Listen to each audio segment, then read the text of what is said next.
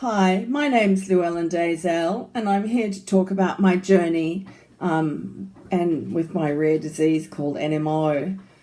I'm not really sure where to begin because my story's huge in the fact that I've been sick for so long, I suppose. It's probably started in my early 20s, however, my diagnosis was only made in January 2010. My very first sign of anything out of the ordinary was May 2004, when I was still walking, aged 39, working, driving. I woke up one morning and I had a really itchy spot on the back of my neck, just like a mosquito bite. So it was, a few days went by, a bit of scratching. Then one day I scratched it and I had the most excruciating pain down the back of my neck and my back. It was unbelievable, to the point where I actually nearly fainted. It absolutely wiped me out and scared the pants off me. This went on for a few weeks, itchy, then pain, itchy pain. Went to the doctor, nothing happened, no one could help me. And then it disappeared. 6 months later, I woke up one morning with a numb big toe. I thought, 39 years old, need a bit of a tune-up. I've pinched a nerve or something along those lines. So made an appointment with a chiropractor and couldn't get in to see him for 2 weeks. Well, within 2 weeks, my body went insane. I had severe spasming and contractions in one leg from my toe up to my bum, and the feeling of a red-hot poker being shoved from my toe, my foot, all the way up to my bum and the other leg. And this happened every 4 minutes. This cycle happened every 24 minutes, 24 hours a day, 7 days a week. It was unbelievably exhausting and unbearable, I suppose. My body was also totally numb from below my breasts all the way down to my tippy toes. I could still walk properly, my muscles were fine, but I relied totally on my eyesight to see where I was going. All I could say was, ooh, ouch, in between sentences every 4 minutes. I know I'm laughing, but it just brings back lots of memories, but I don't have time to share those crazy stories with you today. And that happened even when I tried to sleep.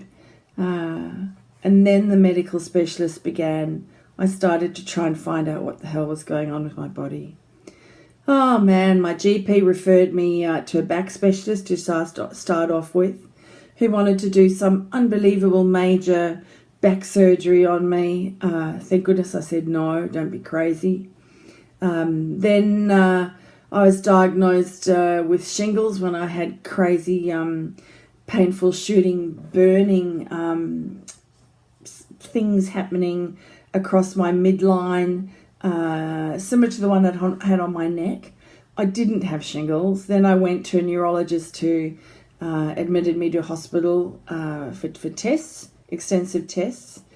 And I was still doing the 4-minute dance, I call it. And it was still going on with my legs. At this stage, my legs were also numb. After 10 days of mad MRIs, etc., she said no, it was clearly an autoimmune disease, but couldn't tell me what it was. Sent me home with a cocktail of drugs that only made me incredibly groggy. Then early August 2005, I started prednisolone. That was my first dose of 3,000 to 5,000 milligram sessions, which then continued from 2005 all the way through to 2010, probably every couple of months. 2 months later, October 2005, I returned back to full-time work, where I was managing 16 full-time staff members.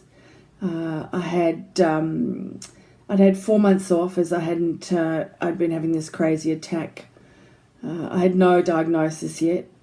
Still had the 4-minute spasm burning dance going on, and at this stage I had crazy arm spasms. So my arms would sort of turn into some kind of claw, and so I'd be, sitting there doing something, and suddenly they'd do this. My legs started to go numb again. I had bladder issues. I had itchy visible spots on my legs, and of course more steroids. 2006, my legs were numb for 7 months again. I was visiting specialists galore for lupus, every neurologist in town, you name it. There I was there, $9,000 later, out of my own pocket. I still had no diagnosis. I even saw a neurologist who had become a neurologist of mine later, who ruled out MS. Still numb spots on my left torso and pneumonia at the time. August 2006, my leg numbness returned, and so did all the old symptoms. My gosh, 1 month later I started vomiting again. A very quick brief story about the vomiting. I've been vomiting since I was about 19, 20. I just thought it was normal, perhaps a little bit too much partying. And the older I got, the vomiting escalated, and so did the pneumonia.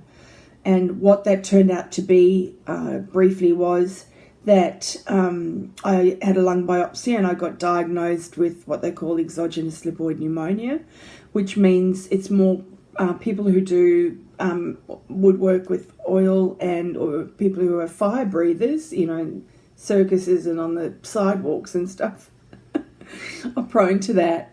Neither of those were on my CV. So it meant that when I was vomiting, the lipoids out of the food was being aspirated back into my lungs, and that was what was making me sick at that time. Little did I know it was actually that the very first nerve of the stomach doesn't work, and so there was obviously a problem with that bit, that nerve that relates to the spine and sends messages, and that didn't work, so it meant that it didn't give my stomach the signal to start pumping and digesting the food, and of course it only had one way to come out. So I'd probably been having that disease since 19, early 20s, but as I got older the symptoms escalated. Okay, that's a little bit on where the vomiting also and the pneumonia starts coming in to play. Okay, so back to 2006, the vomiting started, and it went on for 9 days, night and day. I was so ill. I can remember Mum picking me up to go and see my lung specialist at the time for an appointment, and there we were with Mum driving and me with a bucket on my lap, asking her to pull over every 5 minutes so I could be sick. When we got to his rooms, I just lay down on the floor in the waiting room. I kind of wanted to die. I was so sick of it and over it by then. He came out of his rooms and took one look at me and admitted me to hospital. Oh yeah, okay, I've got pneumonia again. I was vomiting every 15 minutes. Yep, suddenly I had hiccups, non-stop 24 hours a day. My left eye socket and eye were unbearably painful. I'd not had optic neuritis before. I had spasms in my left arm. I had neurological pain in my right leg, my right arm, my right breast, my right bum, and my right index and middle finger. No one could touch me. It was so painful. My right thigh was itchy again. I had an incredible sense of severe coldness on the inside, like when you get flu or you've got a temperature, I suppose. Blotchy skin on my face. I was so weak that I couldn't stand. My right lower leg felt as though it had been unbelievably sunburnt. I was exhausted. I also felt very restless. It was kind of odd, not to do with anything else, but I think it was just the attack. They inserted a PICC line into my shoulder or whatever, clavicle here. Got infected. I got 2 massive blood clots poking out of here. Thanks to them, I was on warfarin for 9 months after that, and that was just purely because the nurses hadn't bothered to clean the end of the PICC line properly. Yep, I was still vomiting 1 month later. Didn't lose any weight, which was a bummer, but hey, I just got used to the vomiting. So the 1 month later, that sort of stopped. I was discharged, no diagnosis, and was going off to my parents to recuperate. The day I was going to be discharged, I started to get leg spasms again. Went off to Mum and Dad's. Leg spasms weren't too bad, but really deteriorated within 10 days. the red hot poker and spasming dance with my legs and my bum returned on a much grander scale than I'd had before. The spasms were so strong that they'd throw me out of bed or off the toilet. And I'm not kidding. My left eye was blind, so that was optic neuritis attack. I had back spasms.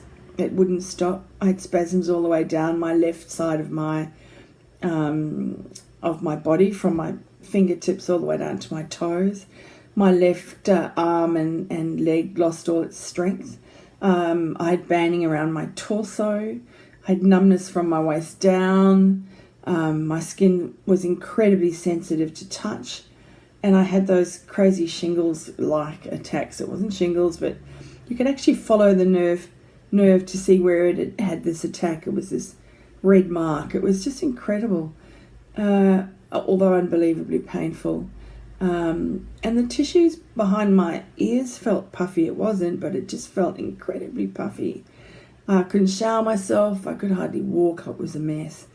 I was admitted to hospital immediately. I was known as the screaming girl on the ward because it was so painful every time I moved. I was quite ill. It took 2 days to find a drug to help block that nerve pain. At which time I was on the neuro would find the right cocktail for me. I fell into almost like a coma, a sleeping coma that is, because I was so exhausted. He discussed chemotherapy with me because they use that in very severe cases. And with what I'd been through, I just thought I have no option. So I started chemotherapy within a few days. That went on for 6 months, a treatment once a month. I used to work full-time the first few treatments, and then it really hit me, and it made me quite ill, and I had to go part-time. But he finally diagnosed me as having MS. So then after that hospital stay, I had a stint in rehab as my body was a mess, and went back to my parents to recover and then to go home. That entire period took about 8 months to get back to full-time work. I'd had to give up my management position, step into a lesser demanding role at work, which was pretty tough. 2 years later, when the chemo started to wear off, because that only lasts for 2 years, it started to go downhill again. The numb leg appeared, the spasms, and then on January the 21st, 2010, over a 4-day period, I had a massive attack, and that particular day I became a paraplegic. I woke up in bed that morning and I couldn't sit up. I couldn't move my legs. I wanted to go to the loo and I couldn't get out of bed. My bladder was really full. So off I went to hospital again. Out came the liters of steroids for a week, and then they sent me to rehab. I didn't feel great at rehab. I still felt really ill. I didn't feel right. I was doing physio at one stage, and one of the doctors came rushing in. In fact, a few of them with very serious looks on their faces, and said, "There's an ambulance here. You need to pack your things right now as you're going back to the acute hospital." So off I went, and a doctor came in and spoke to me. My neuro was away at the time. And January 2010, 6 years after the madness of all the spasms and stuff started, I had a diagnosis of NMO, not MS. I was relieved as I finally knew what I was dealing with rather than the unknown. And then I just continued to crash. The disease smashed and hammered me around so much over the next 4 months. I was so ill. Oh yeah, and I had the old pneumonia again. In fact, at that time I had it all the time. I got UTIs, I only get those in hospital. Both arms were numb. I had severe burning, like sunburn feeling all over my upper body and my arms. My hands felt as though they'd been stuck in boiling water, and my palms felt like sandpaper. even though my skin is smooth. My palms actually still feel like sandpaper now, and have done so for 8 years. No one could touch my upper body as it was on fire. Plus my arms and hands, they couldn't touch me at all. I had to wear cotton gloves all the time. I looked like Michael Jackson. I had severe headaches coming from, this is not funny, from the back of my skull. Right at the back here. And all the morphine in the world could not help me at all. Every time I move, just a millimeter, the pain was excruciating. The skin on the back of my hands felt so tight. I had banding around my torso. Totally blind in my left eye for 3 months. I couldn't move my legs or even wiggle my toes. I couldn't sit up. I was like a rag doll. I couldn't sneeze or cough. In fact, I still have trouble sneezing and coughing. I had breathing tests every day, and I had no feelings in my legs. I even had a stint in ICU for 3 days because I was so ill. Yeah, that was tough because I wanted to die. I wanted it to end. I wanted the pain and the suffering to end, and I wanted to die. You know, I can remember saying to my mum, how much can a person take? Wow, that was crazy ass time. Anyway, I'll get past that. So, you know, plasmapheresis didn't work. They threw everything at me. Steroids didn't work. I had another dose of chemo that didn't work. I just couldn't get better. And then I was accepted into the trial for rituximab. The first infusion was February 2010. Oh my gosh, 4 months later I was off to rehab for another 3.5 months to learn to live as a paraplegic in a wheelchair and teach my synapses, different pathways around my stuffed spinal cord damage, to kind of help me sit up and do all sorts of other things. And then I got sick again, so off I went back to acute hospital in between and crashed again, and the list goes on and on. Finally, 7.5 months in total with acute hospital and rehab.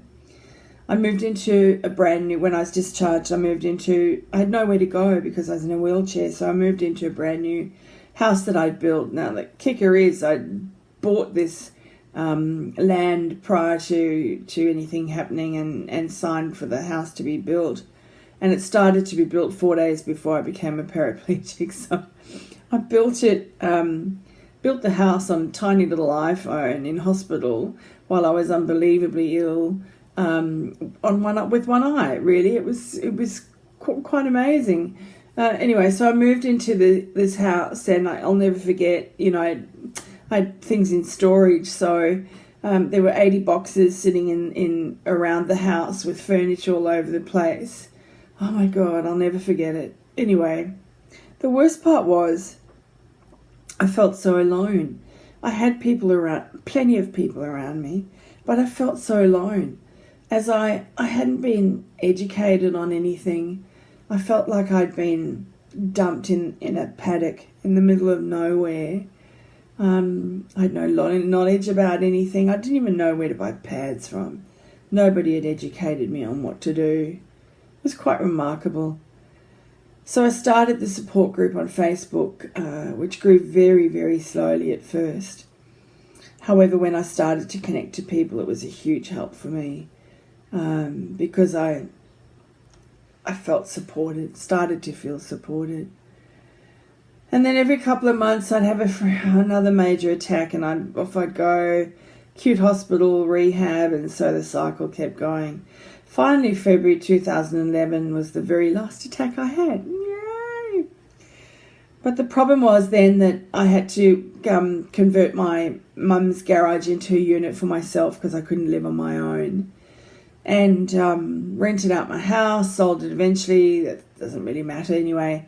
When I moved into the unit, which is, fabulous because I designed it to suit myself, my needs in the wheelchair, I found that I really mourned for a long time as I'd lost almost everything. I'd lost my dreams, my career, my future. Many friends disappeared, as often does with acute illnesses.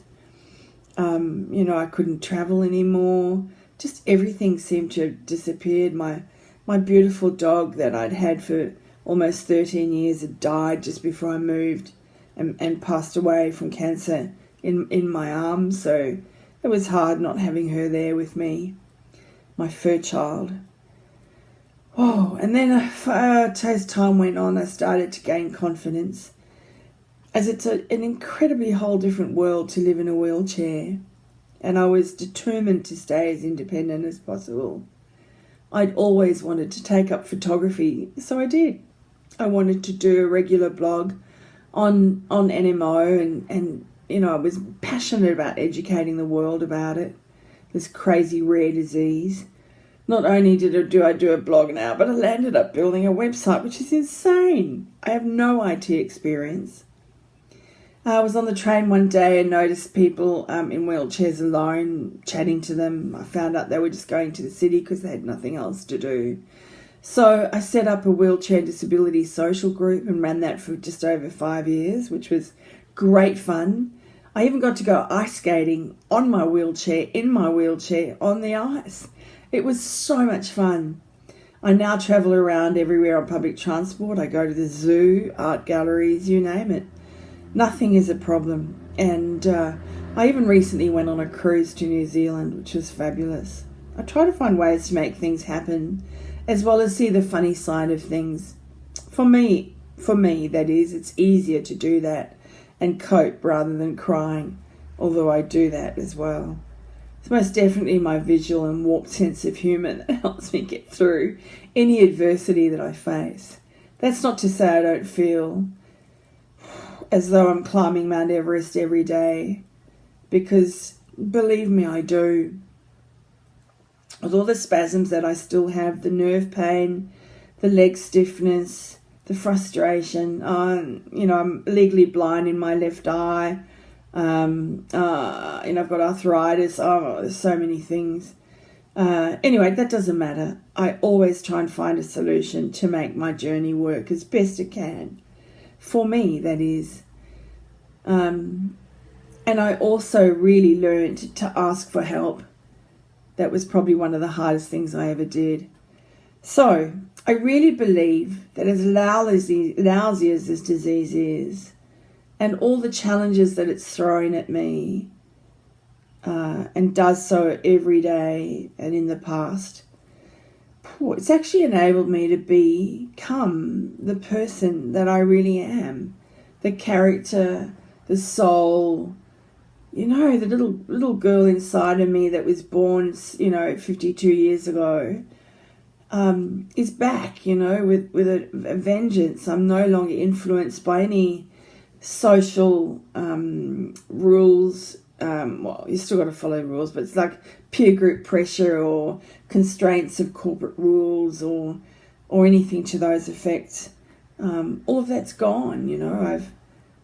I can now allow myself to really be who I am, and I love it. Thanks for listening. Bye.